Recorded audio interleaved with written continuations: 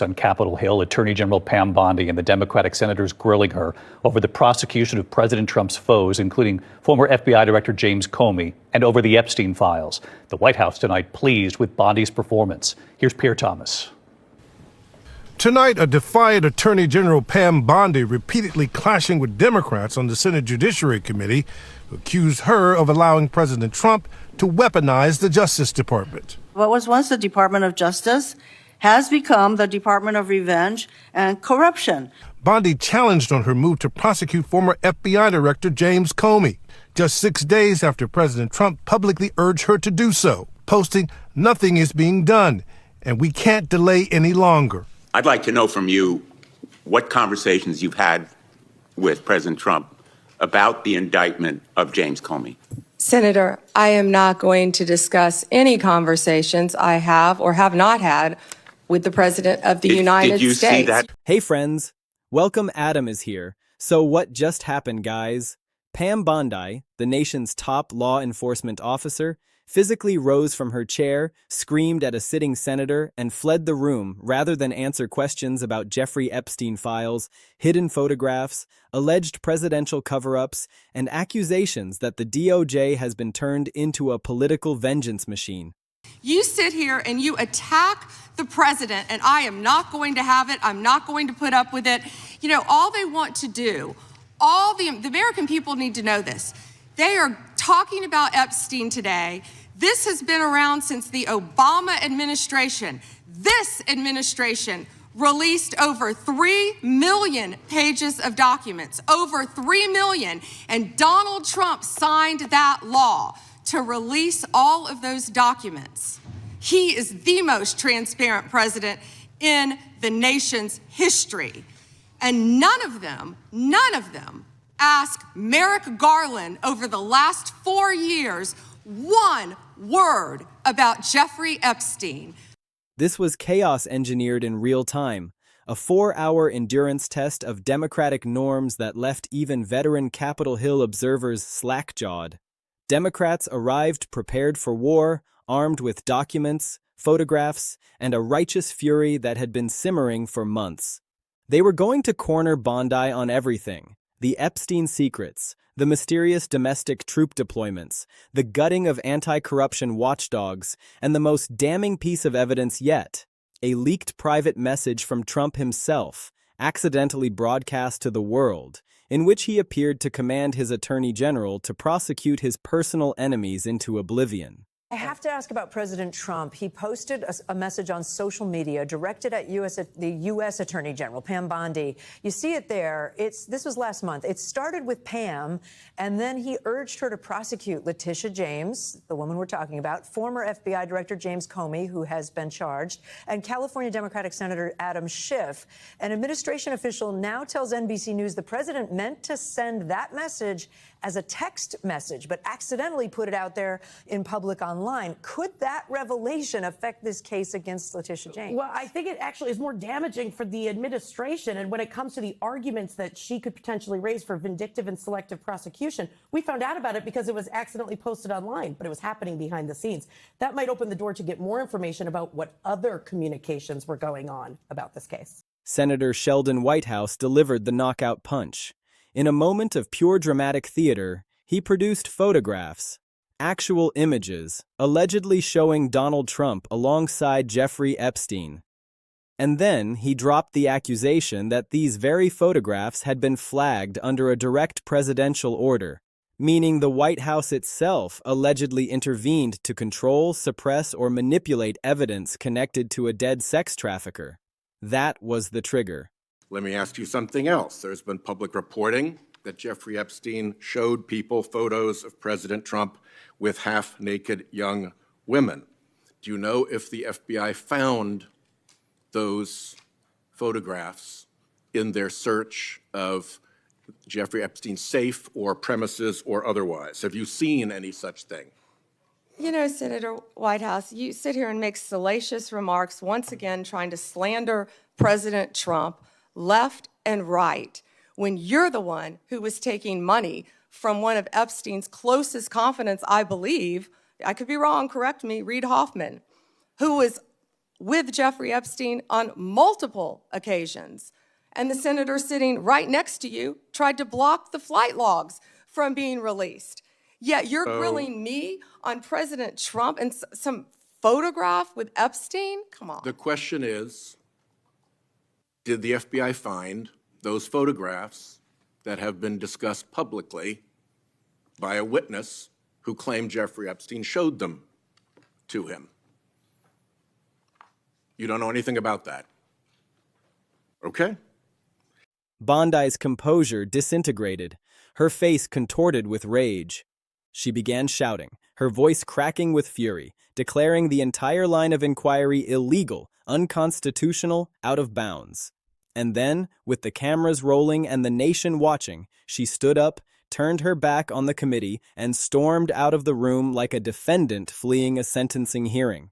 You cannot overstate how unprecedented this is. Attorneys general do not walk out of oversight hearings. They sit there, they absorb the blows, they deflect, they invoke privilege, they dance around the truth, but they stay in the chair because staying is the job description. Walking out is an admission. It screams guilt louder than any answer ever could. And that clip, that viral footage of Bondi's dramatic exit, is now seared into the public consciousness, a looping testament to an administration that has declared war on accountability itself. But to understand the magnitude of this eruption, you have to rewind a few days earlier, to the moment Trump's own thumbs became his worst enemy. On Truth Social, the former president's digital fortress of grievance, he did something catastrophically stupid. He posted a message meant to be private, a direct message intended for Bondi's eyes only. But instead of sliding into her inbox, it went public. The message, according to multiple reports and preserved screenshots that spread like wildfire, contained explicit instructions. Trump was urging Bondi to weaponize the full force of the Justice Department against his political opponents. Go after them. Prosecute them. Use the machinery of federal law enforcement to punish disloyalty. The post was deleted within minutes, but the damage was eternal. The internet never forgets, and neither do opposition researchers. Suddenly, Democrats had their smoking gun. For years they had warned that Trump viewed the DOJ as his personal law firm, a cudgel to be swung at critics and a shield to protect allies.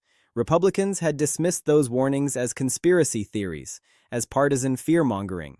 But now, here was Trump's unfiltered voice, captured in black and white digital ink, confirming the darkest suspicions.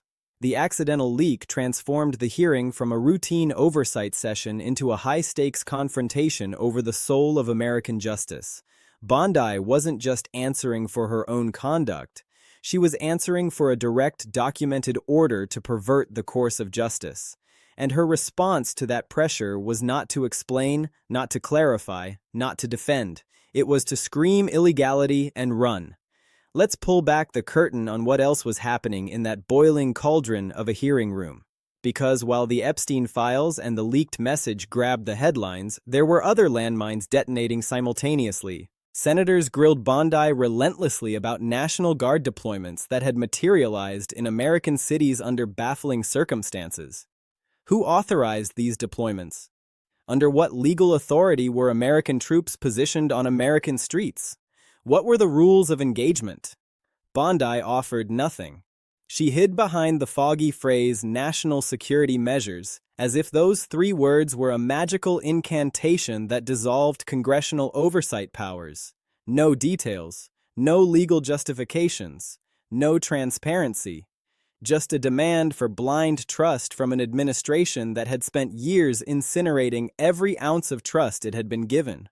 Then there was the quiet, bureaucratic assassination she had allegedly carried out inside the Justice Department itself. The Public Corruption Unit, the specialized team of prosecutors dedicated to rooting out bribery, graft, and abuse of power by government officials, had been, according to multiple confirmations from outlets like the BBC and the Washington Post, systematically dismantled, gutted, defanged.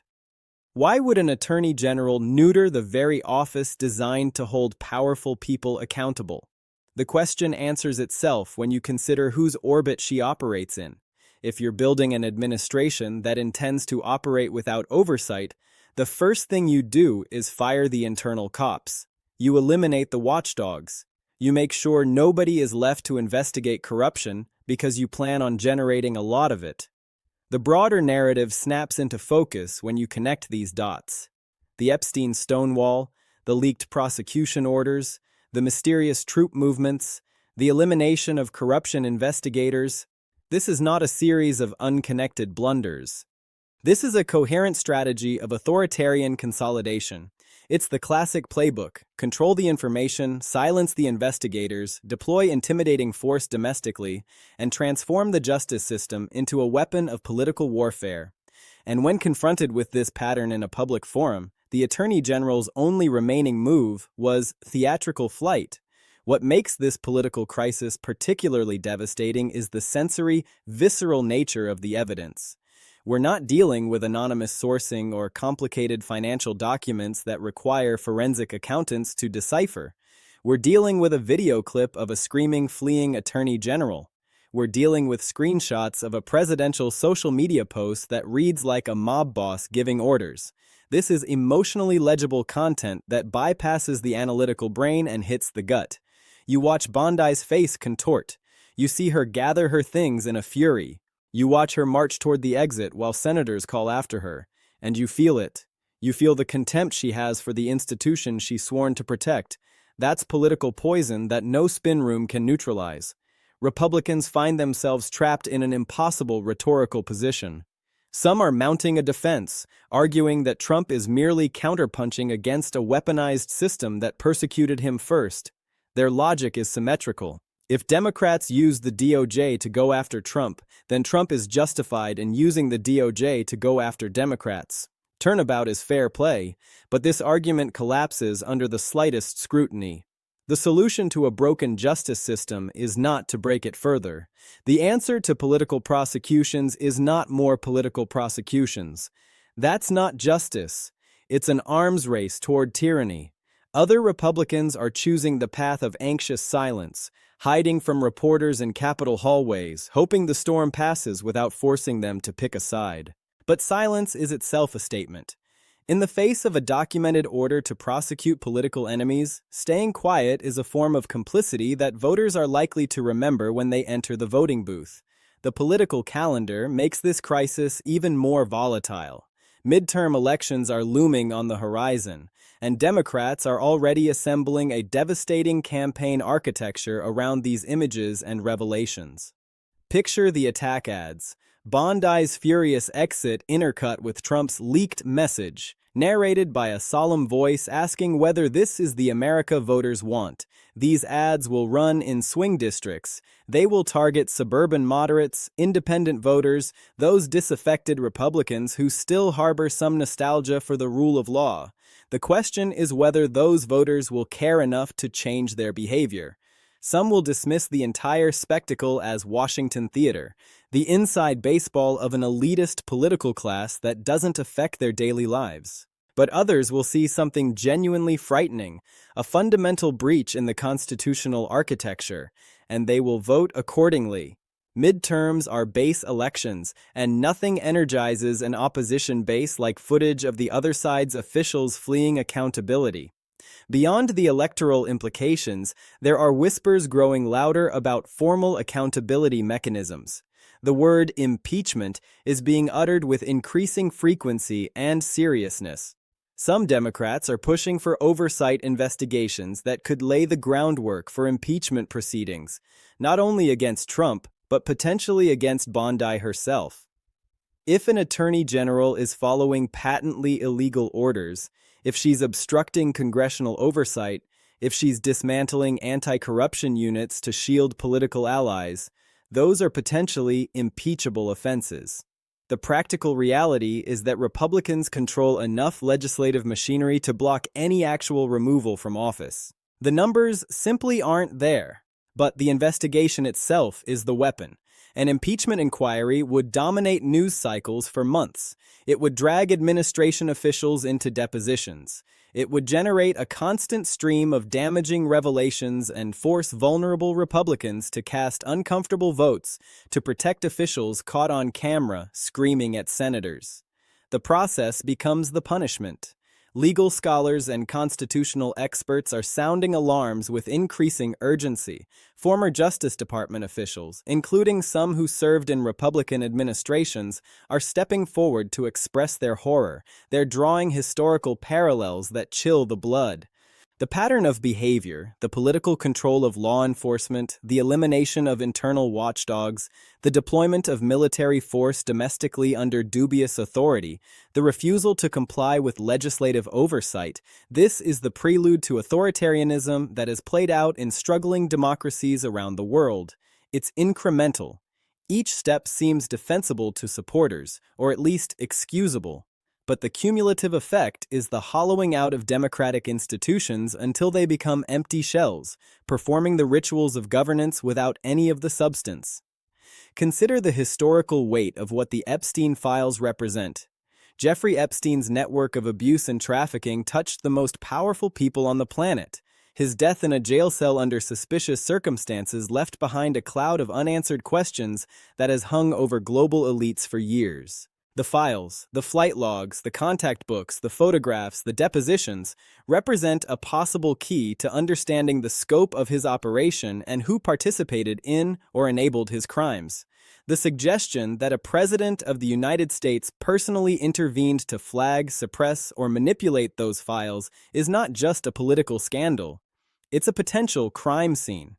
If evidence related to a major sex trafficking investigation was altered or concealed at the direction of the White House, that's obstruction of justice at a cosmic scale. Bondi's refusal to even address questions about Trump's mentions in the files sends an unmistakable signal. There is something in those files that this administration desperately wants to keep buried. Trump's leaked Truth Social message intensifies this suspicion to radioactive levels. The post wasn't a vague statement about law and order. It wasn't a broad policy pronouncement. It was, according to the Economic Times and other outlets that reviewed the captured text, a specific directive. Go after them. Use the tools of the Justice Department to prosecute the people I don't like.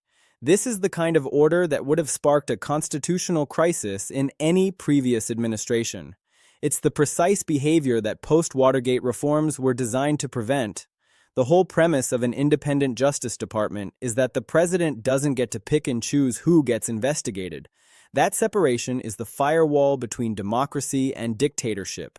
Seeing a president casually demand the breaching of that wall in a social media post that he was too careless to keep private is staggering. The National Guard mystery deepens the authoritarian undertones. When armed troops appear in American cities without clear legal justification, when senators are told to accept national security as a sufficient explanation for domestic military operations, we've entered profoundly dangerous territory.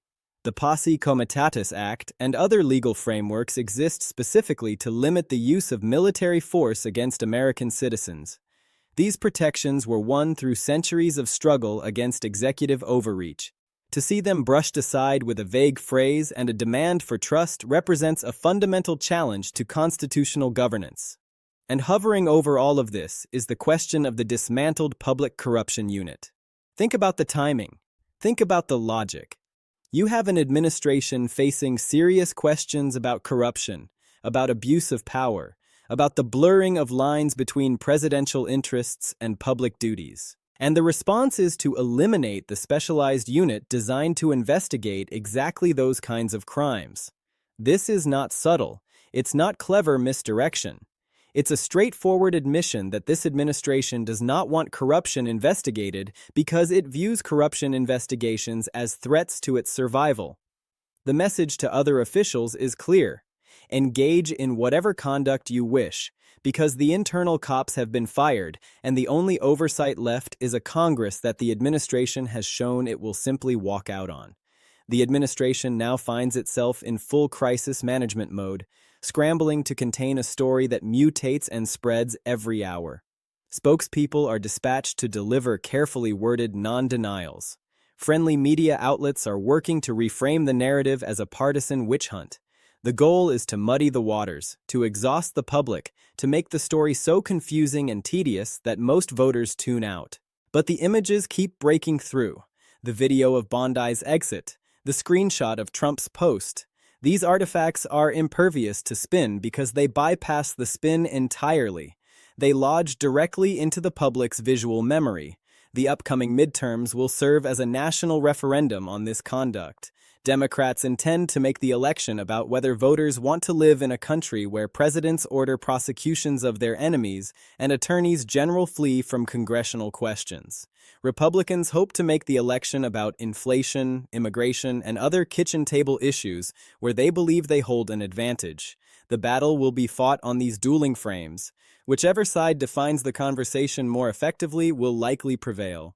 But the wild card is the possibility of new revelations. If additional leaked documents emerge, if the Epstein files are pried open through investigative journalism or whistleblower disclosures, if more photographs surface, the scandal could dwarf all other considerations.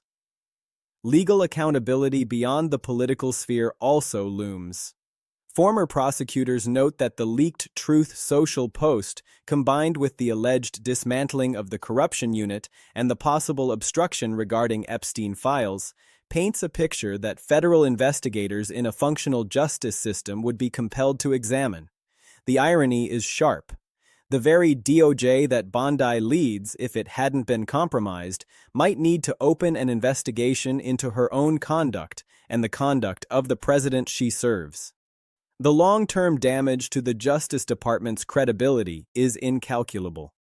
For decades, the DOJ has cultivated a reputation as being at least semi-independent, capable of investigating and prosecuting misconduct regardless of political affiliation. That reputation is now in tatters, and rebuilding it will require years of painstaking institutional rehabilitation, assuming anyone is still interested in doing so. What voters are witnessing is a stress test of the American constitutional system. The founders built a structure of checks and balances, assuming that ambition would counteract ambition, that each branch would jealously guard its prerogatives against encroachment by the others.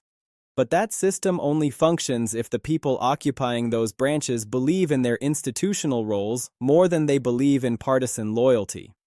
When a president views Congress not as a co-equal branch but as an annoyance to be ignored, when an attorney general views oversight hearings not as a constitutional obligation but as an inconvenience to be fled, the formal architecture of checks and balances becomes meaningless. The institutions are only as strong as the people willing to defend them. There is a deeper cultural dimension as well. The normalization of this kind of behavior has been gradual. Each previous boundary violation set a new baseline. Each time a norm was shattered without consequence, the next violation became easier. The country has traveled a long road from the procedural disputes of earlier eras to the current moment, where an attorney general screaming at senators and storming out of a hearing is processed as just another wild news day. The shock wears off faster each time. But the fact that the shock wears off does not diminish the seriousness of the underlying offense. It merely reflects the public's battered capacity for sustained outrage. What happens next will be revealing. More hearings are already being scheduled. Subpoenas are being drafted. Democratic committee chairs are promising a thorough investigation that will follow the evidence wherever it leads. Republicans are preparing counter-messaging strategies and considering procedural maneuvers to protect the administration. Media organizations have dedicated investigative teams to chasing down every lead related to the Epstein files and the leaked message. Whistleblowers inside the government may be considering their options. The story has achieved escape velocity and will now generate its own momentum. The American public, meanwhile, is left to process a flood of conflicting information. Social media platforms are saturated with competing narratives. Partisan bubbles filter the story into radically different versions of reality. One half of the country sees a courageous president fighting a corrupt system. The other half sees an authoritarian dismantling democratic safeguards. The truth likely contains elements both sides would prefer to avoid, but the immediate political reality is that this divergence in perception makes the democratic resolution of the crisis extremely difficult. Elections can settle questions of power, but they cannot easily settle questions of fact when the shared factual foundation has eroded. The ultimate significance of this moment will be determined by whether consequences materialize. If Bondi faces no meaningful sanction for walking out, if Trump faces no accountability for demanding political prosecutions, if the Epstein files remain buried and the corruption unit remains dismantled and the National Guard continues to deploy under mysterious authority, then a clear precedent will have been set. The precedent will be that Congress's oversight power is a paper tiger, that the Attorney General can ignore senators with impunity, and that a president can use the justice system as a personal weapon without triggering any institutional response. That precedent will outlast any single administration. It will be available to future presidents of any party who wish to operate without constraint. But if Congress reasserts its authority, if investigations produce documentation that forces accountability, if the courts intervene to enforce compliance with subpoenas, and if voters deliver a clear judgment at the ballot box, then the system will have demonstrated a capacity for self-correction. The founders designed a government capable of curing its own diseases, but only if the medicine is administered. That medicine, oversight, transparency, electoral consequence, legal accountability, is bitter and difficult to force down. But the alternative is a chronic degenerative condition that ends in terminal institutional failure.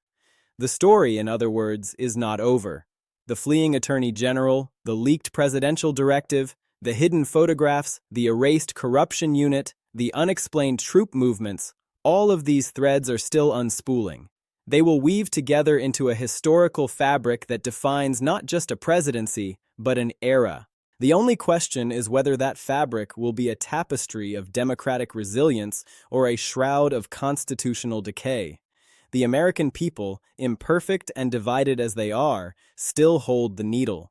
What they decide to stitch next is the only thing that matters now.